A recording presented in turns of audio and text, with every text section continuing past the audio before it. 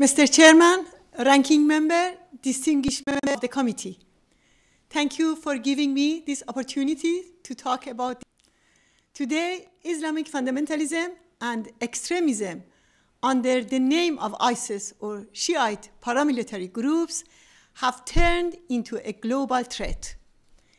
Islamic fundamentalism emerged as a threat to peace and security when Khomeini stole the leadership of a popular revolution in 1979 and established a religious dictatorship.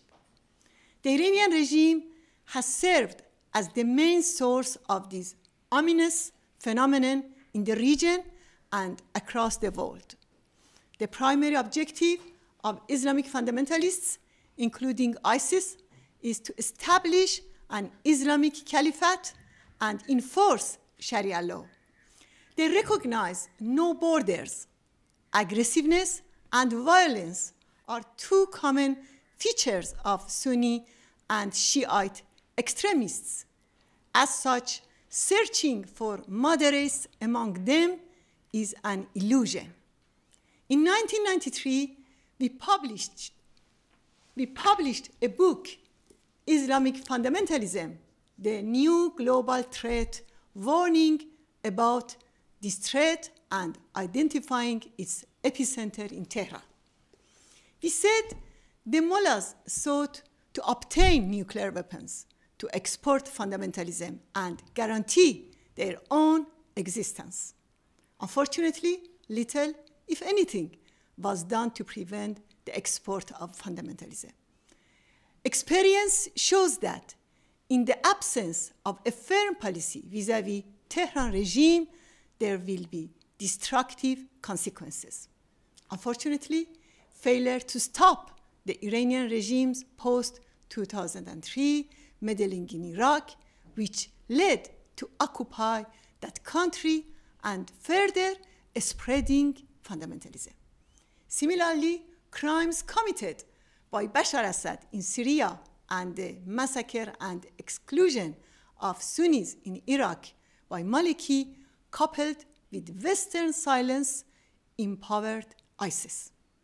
I emphasize that the mullahs regime is not part of any solution to current crisis.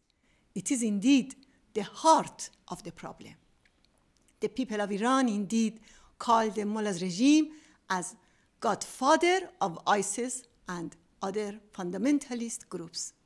The ultimate solution to this problem is regime change by the Iranian people and resistance. This regime is extremely fragile. As evident during the 2009 uprising, the overwhelming majority of the Iranian people demanded regime change. The regime's show of force is hollow and a result of weak Western policy. Owing to the pivotal role of the People's Mujahideen Organization of Iran as a democratic Muslim movement, the Iranian resistance has established itself the antithesis to Islamic fundamentalism. We believe in separation of religion and state, gender equality, respect for rights of religious and ethnic minorities, a democratic and non-nuclear Iran. The following practical steps are necessary to achieve this goal. 1. Expel the Quds force from Iraq and end the Iranian regime's influence in that country. 2. Enable full participation of Sunnis in power sharing and arm Sunni tribes to provide security for their communities. 3. Assist Syria's moderate opposition and people to end Assad's regime and establish democracy in that country. 4. Recognize the Iranian people's aspirations to overthrow the mullahs and ending inaction vis-à-vis the gross human rights violations in Iran. 5.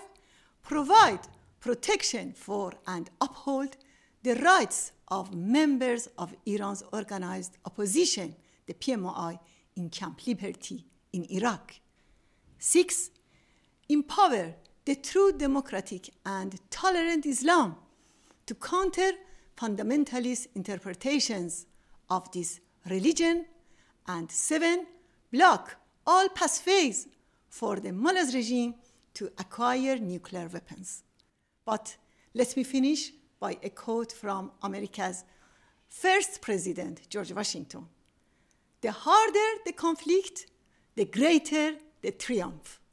Thank you very much, Mr. Chairman. Thank you, Madam Rajavi. We will have questions for you momentarily.